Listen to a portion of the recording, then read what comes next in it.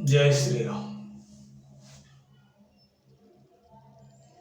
तो जैसे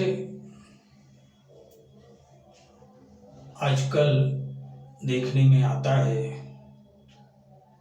कि कोई शैव है तो कोई वैष्णव है।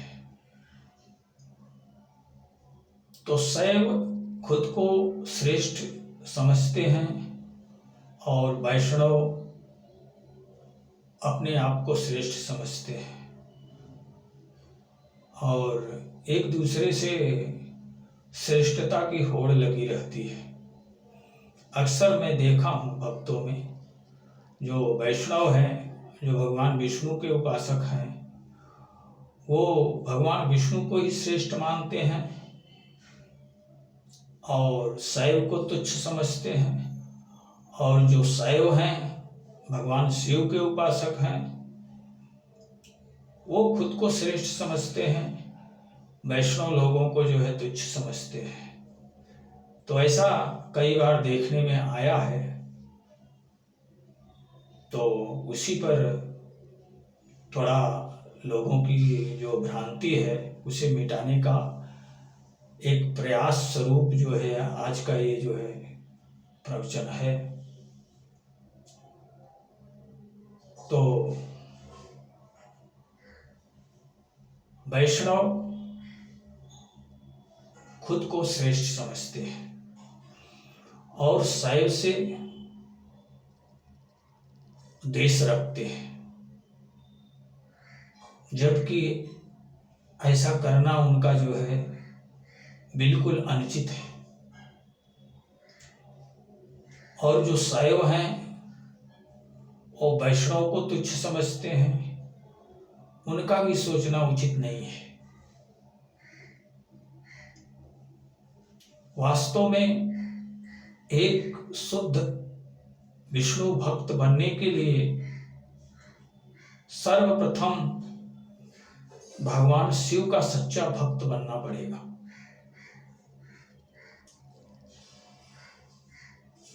और एक शैव बनने के लिए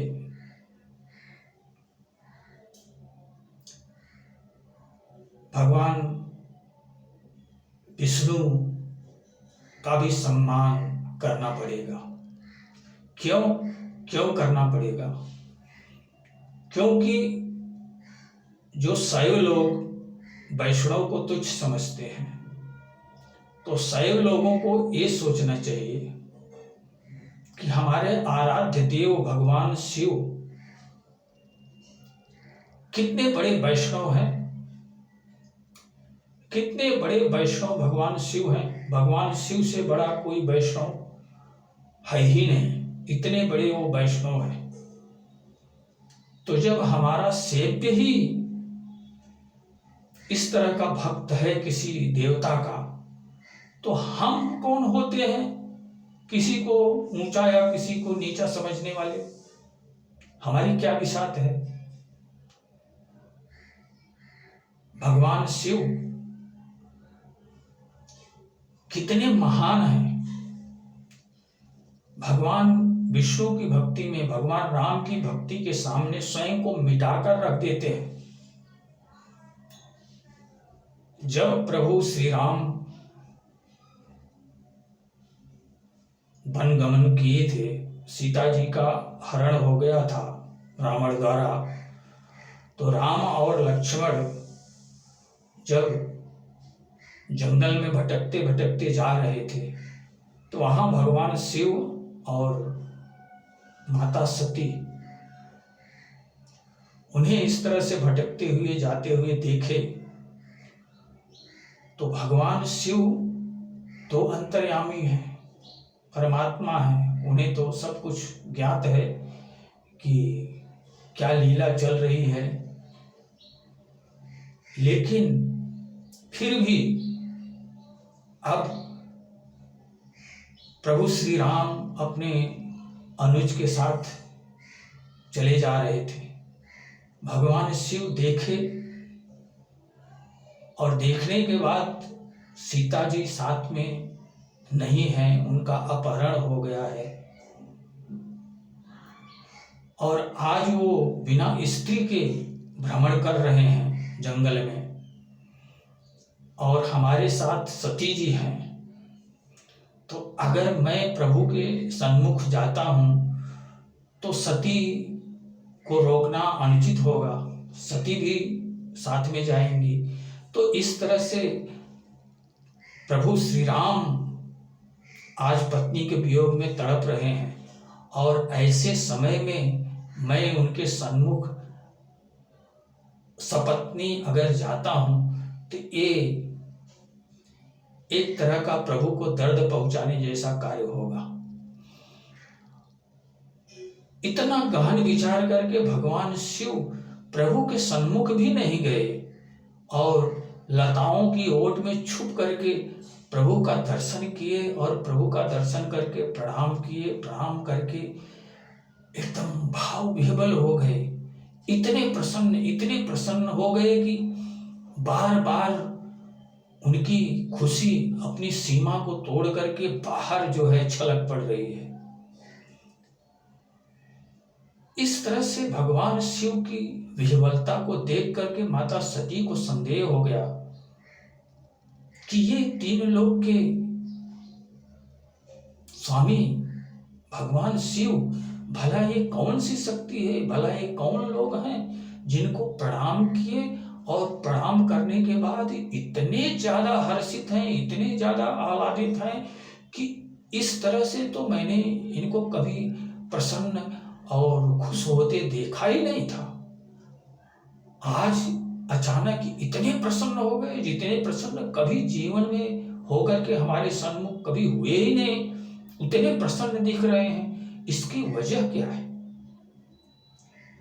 तब माता सती ने अपने मन के भ्रम को दूर करने के लिए भगवान शिव से प्रश्न किया, हे प्रभु, ये कौन लोग हैं जिसे देख करके आप इतने हर्षित हो रहे हैं, और आप तीनों लोगों के स्वामी होकर के भी इनको नमस्कार किए? सारा संसार तो आपको नमन करता है, आपको वंदन करता है, और आप इनको नमन वंदन कर रहे हैं। ये है कौन? तो वहां भगवान शिव ने अपनी महानता को कितनी लघुता में परिवर्तित कर दिए हैं।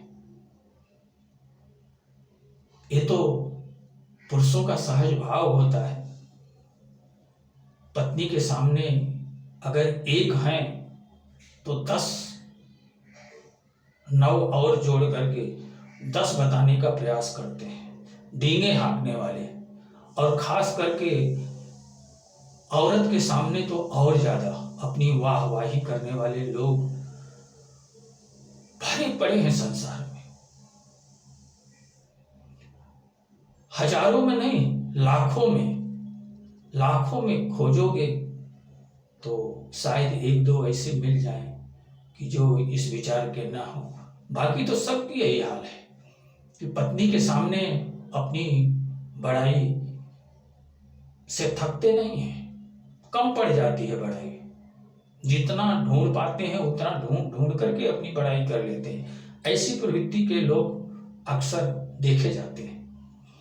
लेकिन भगवान शिव अपनी धर्म पत्नी के सन्मुख क्या, किस तरह से अपने स्वयं की प्रभुता को कितना निम्न करके प्रभु का गुणगान कर रहे हैं। बोलते हैं, हे सती, ये हमारे प्रभु इष्ट देव हैं, ये हमारे इष्ट देव हैं। इनके नाम के जप के बल से काशी में अगर कोई जीव का प्राणांत होता है, कोई अपने शरीर को त्यागता है, तो उस समय मैं इनके नाम के बल से ही उसे मुक्ति प्रदान करता हूं। इनके नाम के बल से मैं काशी में मरने वाले को मुक्ति प्रदान करता हूं। दासी मरत जीव अवलोकी, जासु नाम बल करऊं विशोकी, सोई मम इष्ट देव रघुवीरा, सेवत जाए सदा मुनि धीरा। भगवान शिव ने अपने आप को मिटा लिया, प्रभु का गुणगान गाने के लिए स्वयं को मिटा लिया।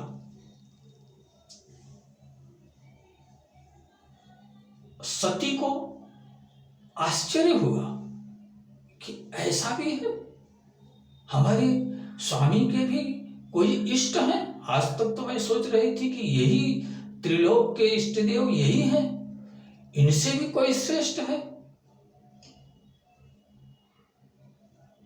तो उनको संतोष नहीं हुआ, वो खुद परखने के लिए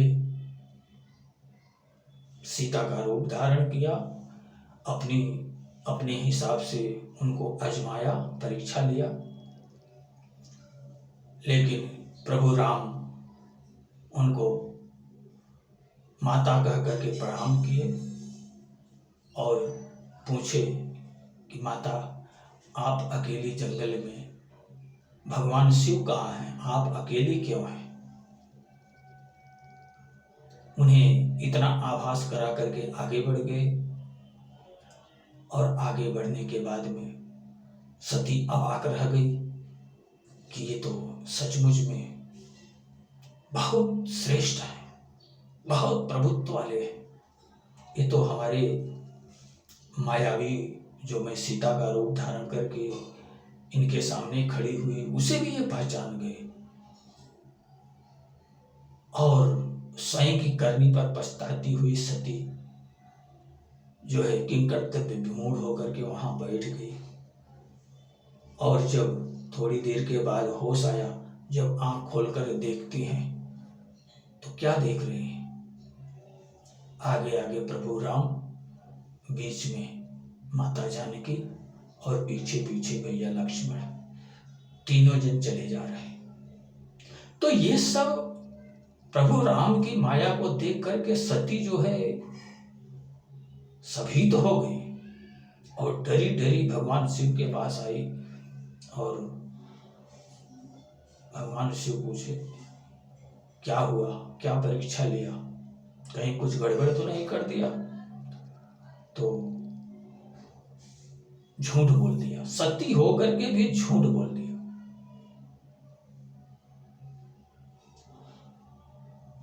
भगवान शिव को संदेह हुआ कि ये सच बात नहीं बता रही हैं, कुछ तो कुछ गड़बड़ करके आई है। क्यों न हम ध्यान लगा करके देख लें कि इनके द्वारा क्या कुछ किया गया है।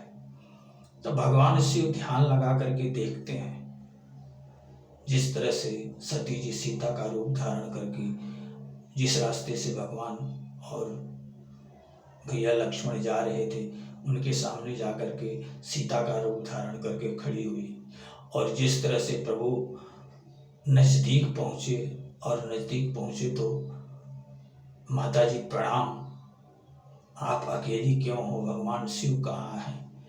ये जिस तरह से बोल करके प्रभु राम आगे बढ़ गए, वो पूरा वृत्तांत जब भगवान शिव ध्यानस्थ होकर के जब देखे, तब उन्हें बहुत बड़ा आघात लगा। क्यों आघात क्यों लगा? क्योंकि भगवान शिव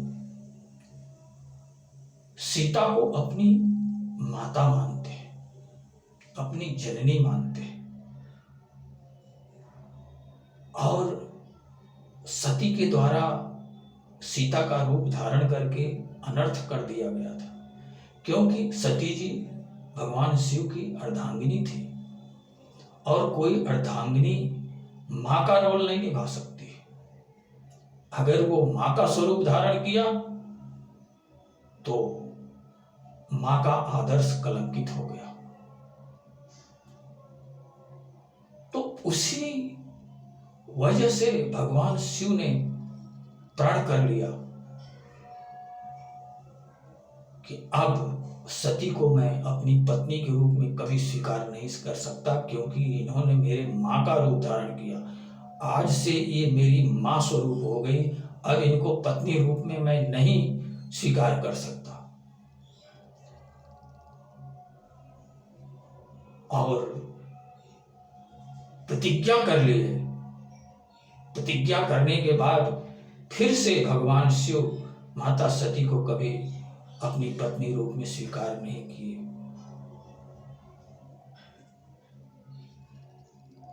अंततः आगे चल करके सती जी का जो है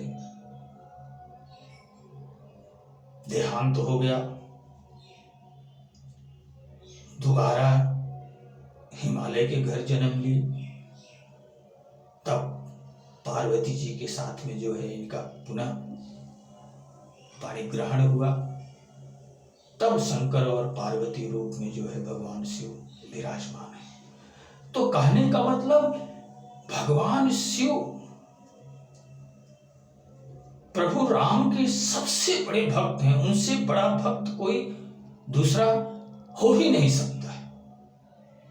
और ये बात भगवान राम स्वयं अपने मुंह से कहते हैं कि जिसे हमारी भक्ति चाहिए वो हमारे पास न आकर के सर्वप्रथम वो भगवान शिव की भक्ति करे और भगवान शिव को प्रसन्न करे।